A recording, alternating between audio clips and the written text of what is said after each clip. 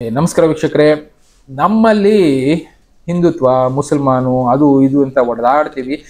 ಈ ವ್ಯಕ್ತಿ ಒಂದು ಮಾತು ಹೇಳ್ತಾರೆ, ಏನಂದ್ರೆ ಹಿಂದೂಗಳ ಇಂದಾನೆ ಈಗ ನಮ್ಮ ಸುತ್ತಮುತ್ತ ಇದೆಯಲ್ಲ, ಬಾಂಗ್ಲಾದೇಶ ಆಗ್ಬೋದು, ಪಾಕಿಸ್ತಾನ ಆಗ್ಬೋದು, ಇಲ್ಲಿರುವಂತ ಮುಸಲ್ಮಾನರೆಲ್ಲ ಉಟ್ಕೊಂಡಿದ್ದು ಅಂತ ಒಂದು ಮಾತು ಹೇಳ್ತಾರೆ.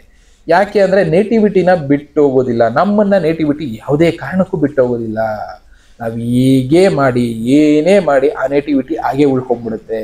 ಅಂದ್ರೆ ಏನು, ಎಕ್ಸಾಂಪಲ್, ನಮ್ಗೆ ಯಾರೋ ಒಂದು 10 ಲಕ್ಷ ಕೊಟ್ಟರು, ಹಿಂದೂ ಧರ್ಮದಿಂದ ನಾನು ಕ್ರಿಶ್ಚಿಯನ್ ಧರ್ಮಕ್ಕೆ ಹೋದೆ, ಇಲ್ಲ ಇನ್ನೊಂದು ಧರ್ಮಕ್ಕೆ ಹೋದೆ, ಅಲ್ಲೇನ್ ಮಾಡ್ತೀವಿ ನಾವು, ಅವ್ರದ್ದೊಂದು ಏನೋ ಒಂದು ಆಚರಣೆ ಇರುತ್ತೆ, ಅದನ್ನ ಬಿಟ್ಬಿಟ್ಟು ನಮ್ಮದನ್ನ ಅದಕ್ಕೆ ಆಡ್ ಆನ್ ಮಾಡಿರ್ತೀವಿ. ಎಕ್ಸಾಂಪಲ್, ನಾವು ರೀಸೆಂಟ್ ಆಗಿ ನೋಡಿರ್ಬೋದು, ಕೇರಳದಲ್ಲೆಲ್ಲ ಯೇಸು ಫೋಟೋ, ಜೀಸಸ್ ಫೋಟೋಗೆ ಆರತಿ ಮಾಡ್ತಾ ಇದ್ದಾರೆ. ನಾರ್ಮಲ್ ಆಗಿ ಅವ್ರದ್ರಲ್ಲಿ ಆರತಿ ಮಾಡೋಲ್ಲ, ಆರತಿ ಮಾಡ್ತಾರೆ, ಮೆರವಣಿಗೆ ಮಾಡ್ತಾರೆ, ರಥದ ಮೇಲೆ ಕೂರಿಸ್ಕೊಂಡು ಜಾತ್ರೆ ಮಾಡ್ತಾರೆ. ಅವ್ರಲ್ಲಿ ಇದೆಲ್ಲ ನೋಡೇ ಇಲ್ಲ. ನಾರ್ಮಲ್ ಕ್ರಿಶ್ಚಿಯಾನಿಟಿನಲ್ಲಿ ನೋಡಿ, ಚರ್ಚ್ಗಳಲ್ಲಿ ಬಿಟ್ಟು ಪ್ರೇಯರ್ ಮಾಡೋದ್ ಬಿಟ್ಟು ಹೊರಗಡೆ ಅದನ್ನ ಫಾಲೋನೇ ಮಾಡಲ್ಲ. ಆದ್ರೆ ಧರ್ಮ ಯಾವಾಗ ಅವ್ರ ಮೇಲೆ ಇಂಪ್ರೆಷನ್ ಕ್ರಿಯೇಟ್ ಮಾಡ್ತೋ, ಅವ್ರು ದುಡ್ಡು ಕೊಟ್ಟು ಕೊಂಡ್ಕೊಂಡ್ಬಿಡ್ಬೋದು, ಬಟ್ ನೇಟಿವಿಟಿನ ಕೊಂಡ್ಕೊಳಕ್ ಆಗೋದಿಲ್ಲ.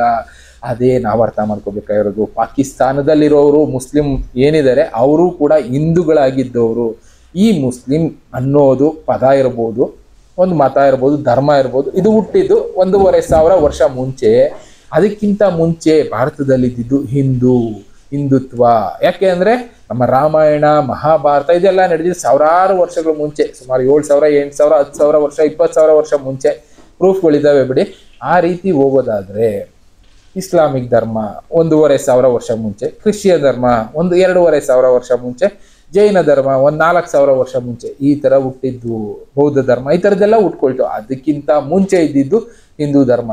ಅದಕ್ಕಿಂತ ಮುಂಚೆ ಇದ್ದಿದ್ದು ಇನ್ನೊಂದು ಧರ್ಮ ಇತ್ತು, ಮನುಷ್ಯ ಧರ್ಮ ಅಂತ. ಅದನ್ನ ಯಾರು ಜ್ಞಾಪಿಸ್ಕೊಳ್ತಾ ಇಲ್ಲ. ಇವಾಗ ಬರೀ ನಂದು ಹಿಂದೂ ಧರ್ಮ, ನಂದು ಈ ಧರ್ಮ ಅಂತ ಮಾತಾಡ್ತೀವಿ. ಬಟ್ ನಮ್ಮ ನೇಟಿವಿಟಿ ಏನಿದೆ ಅದನ್ನ ಯಾರು ಕಿತ್ಕೊಂಡು ಹೋಗೋಕ್ಕಾಗೋದಿಲ್ಲ. ಅದನ್ನೇ ಇವ್ರು ಒಂದು ಮಾತಲ್ಲಿ ಹೇಳ್ತಾರೆ, ನಿಜವಾಗ್ಲೂ ಅರ್ಥ ಆಗುವಂತ ವಿಷಯಗಳು. ಒಂದ್ಸಲ ನೀವು ಕೇಳಿ, ಮುಂದಕ್ಕೆ ನಾನು ಹೇಳ್ತೀನಿ. सऊदी की दुल्हन पहनती है सफेद रंग का ड्रेस, पूरा सफेद। भारत, अगर तुम अरब के हो तो भारत के, पाकिस्तान के, बांग्लादेश की कोई भी मुस्लिम दुल्हन शादी के दिन पूरी सफेद साड़ी पहन लेगी? नहीं पहनेगी ना। क्यों?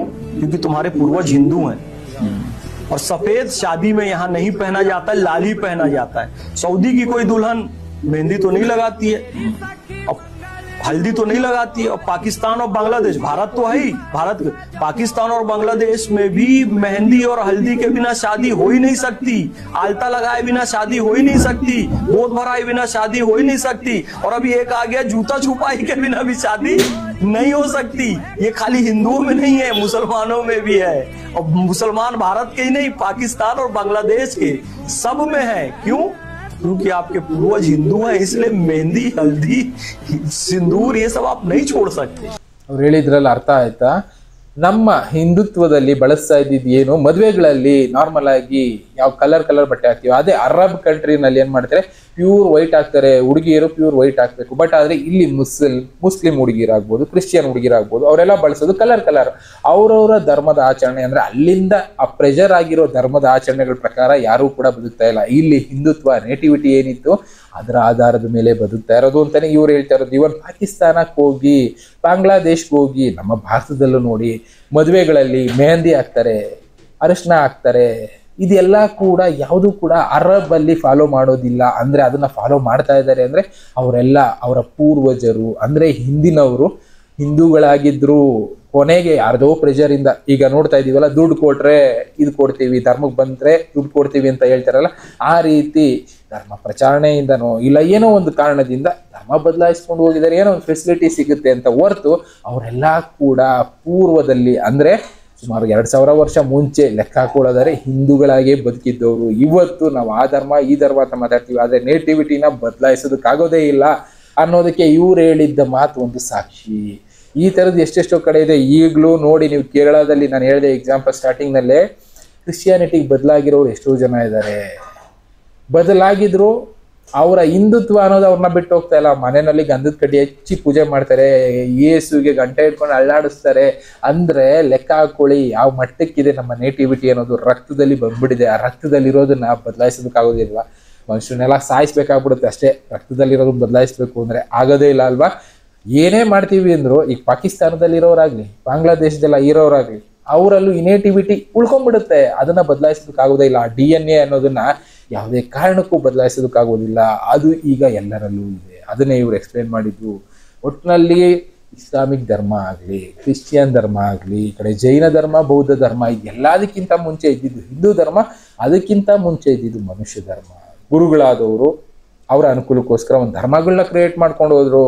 ಅವರೇ ದೊಡ್ಡದಾಗಿ ಬೆಳೆದ್ರು, ಒಂದು ದಾರಿನ ಕ್ರಿಯೇಟ್ ಮಾಡಿದ್ರು. ಅವ್ರು ಹೇಳಿದ್ದೇ ಸತ್ಯ ಅನ್ಸಿದ್ರು. ಜನ ಏನ್ ಅನ್ಕೊಂಡ್ವಿ, ಹೌದು ಅವ್ರು ತೋರಿಸಿದ್ದೇ ಸತ್ಯ. ಒಂದು ಹೊಸ ಸಿಲೆಬಸ್ಗಳನ್ನ ನಮ್ಮ ತಲೆಗೆ ತುಂಬ್ತಾ ಹೋದ್ರು. ಇದೇ ಸತ್ಯ, ಇದೇ ದಾರಿ, ಇದೇ ದೇವ್ರನ್ನ ಕಾಣುವಂತ ಬಗೆ ಅಂತ ತಲೆಗೆ ತುಂಬಿದ್ರು. ಆ ಸಿಲೆಬಸ್ ಅಲ್ಲೇ ನಾವು ಬದುಕ್ಬಿಟ್ವಿ. ಇವಾಗ ನಾಳೆ ಹೇಳಿ ಕೈಗೆಲ್ಲ ಕೆಂಪು ಬಣ್ಣ ಹಚ್ಕೊಂಡೆ ಮದುವೆ ಮಾಡ್ಕೋಬೇಕು ಅಂತ ಅವ್ರ ಸಿಲೆಬಸ್ ಅಲ್ಲಿ ಬರೀಲಿ, ಇನ್ನೊಂದು 50 ವರ್ಷ ಆದ್ಮೇಲೆ ಅದನ್ನ ಎಲ್ಲರೂ ಪ್ರಾಕ್ಟೀಸ್ ಮಾಡ್ತಾರೆ. That is new syllabus. ಆ ಸಿಲೆಬಸ್ನ ನಮ್ಮ ತಲೆಗೆ ತುಂಬ್ತಾ ಇದ್ದಾರೆ ಅಷ್ಟೇ. ಈಗ ನಾವು ಅದನ್ನ ಓದ್ಕೊಂಡು ಬರ್ತಾ ಇದ್ದೀವಿ. ಇನ್ನೊಂದು 20 ವರ್ಷ ಆದ್ಮೇಲೆ ನನ್ನಂತವನೇ ಯಾರೋ ಒಬ್ಬ ಇರ್ತಾನೆ ಅನ್ಕೊಳ್ಳಿ, ಇವನೇ ದೇವರು, ಇವನು ಹೇಳಿದ್ದೇ ಸಿಲೆಬಸ್ ನೀವು ಫಾಲೋ ಮಾಡಬೇಕು ಅಂತ ಇನ್ನೊಂದು 20 ವರ್ಷ ಆದ್ಮೇಲೆ ಫಾಲೋ ಮಾಡೋದಕ್ಕೆ ಶುರು ಮಾಡಿದ್ರು.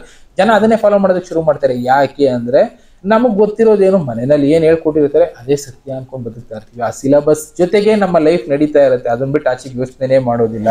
ಅದನ್ನ ಅರ್ಥ ಮಾಡ್ಕೊಳ್ಳಿ. ಬಟ್ ಆ ನೇಟಿವಿಟಿ ಇದೆಯಲ್ಲ, ಅದನ್ನ ಬದಲಾಯಿಸೋದಕ್ಕಾಗೋದೇ ಇಲ್ಲ. ಏನೇ ಸಿಲೆಬಸ್ ತಲೆಯಲ್ಲಿ ತುಂಬಿ ವಾಪಸ್ ಆ ನೇಟಿವಿಟಿ ಬಂದ್ಬಿಡುತ್ತೆ. ಇಸ್ಲಾಮಿಕ್ ಆಗಲಿ, ಕ್ರಿಶ್ಚಿಯನ್ ಆಗಲಿ, ಹಿಂದೂ ದೇವಸ್ಥಾನಗಳ ಮುಂದೆ ನಿಂತ್ಕೊಳ್ಳಿ, ಅಲ್ಲಿ ಆ ತಮಟೆ ಹೊಡಿತಾ ಇರ್ತಾರೆ, ಪ್ಲಸ್ ಬೇರೆ ಬೇರೆದೇನೋ ಆಚರಣೆ ಮಾಡ್ತಾ ಇರ್ತಾರೆ. ಆ ಶಬ್ದಕ್ಕೆ, ಆ ಸೌಂಡ್ಗೆ ಏನಾಗುತ್ತೆ, ನಮ್ಮ ದೇಹದಲ್ಲಿ ಒಂದು ಬದಲಾವಣೆ ಕಾಣಿಸುತ್ತೆ. ನಮ್ಮ ಕೈ ಆಟೋಮೆಟಿಕ್ ಅಲ್ಲಿ ನಮಸ್ಕಾರ ಮಾಡೋದಕ್ಕೆ ಹೋಗುತ್ತೋ ಇಲ್ಲ, ನಮ್ಮ ಕಾಲು ಆ ಸೌಂಡ್ಗೆ ಸ್ಟೆಪ್ ಹಾಕೋದಕ್ಕೆ ಶುರು ಮಾಡುತ್ತೋ, ಒಟ್ಟಿನಲ್ಲಿ ನಮ್ಮ ಒಳಗಡೆ ಒಂದು ಬದಲಾವಣೆ ಆಗುತ್ತಲ್ಲ, ದಟ್ ಈಸ್ ನೇಟಿವಿಟಿ.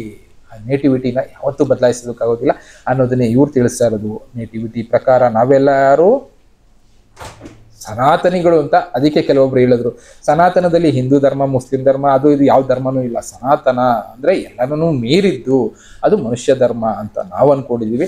ಅದನ್ನ ಬಿಟ್ಟು ನೀವು ಅನ್ಕೊಳ್ಳೋದು ಏನ್ ಬೇಕಾದ್ರೂ ಅನ್ಕೊಳ್ಳಿ, ಒಟ್ಟಿನಲ್ಲಿ ಎಲ್ಲಾನು ಮೀರಿದ್ದು ಮನುಷ್ಯ ಧರ್ಮ. ಅದಕ್ಕೆ ಬೆಲೆ ಕೊಡಿ. ಅದಾದ ಮೇಲೆ ಇನ್ನು ಉಳಿದಿದ್ದು ಹಿಂದೂ ಧರ್ಮ ಆಗ್ಲಿ, ಇನ್ನೊಂದು ಧರ್ಮ ಆಗ್ಲಿ, ಅದಕ್ಕೆ ಬೆಲೆ ಇಲ್ಲ ಅಂದ್ರೆ ಇನ್ಯಾವುದಕ್ಕೂ ಬೆಲೆ ಇಲ್ಲ ಅನ್ನೋದನ್ನ ಕ್ಲೀನಾಗಿ ಹೇಳಿದ್ದಾರೆ. ಅರ್ಥ ಮಾಡ್ಕೋಬಹುದು, ಬಿಡೋರು ಬಿಡ್ಬೋದು. ಓಕೆ, ಇನ್ನು ಬೇರೆ ಬೇರೆ ವಿಷಯಗಳ ಜೊತೆ ಮತ್ತೆ ಸಿಗ್ತೀನಿ.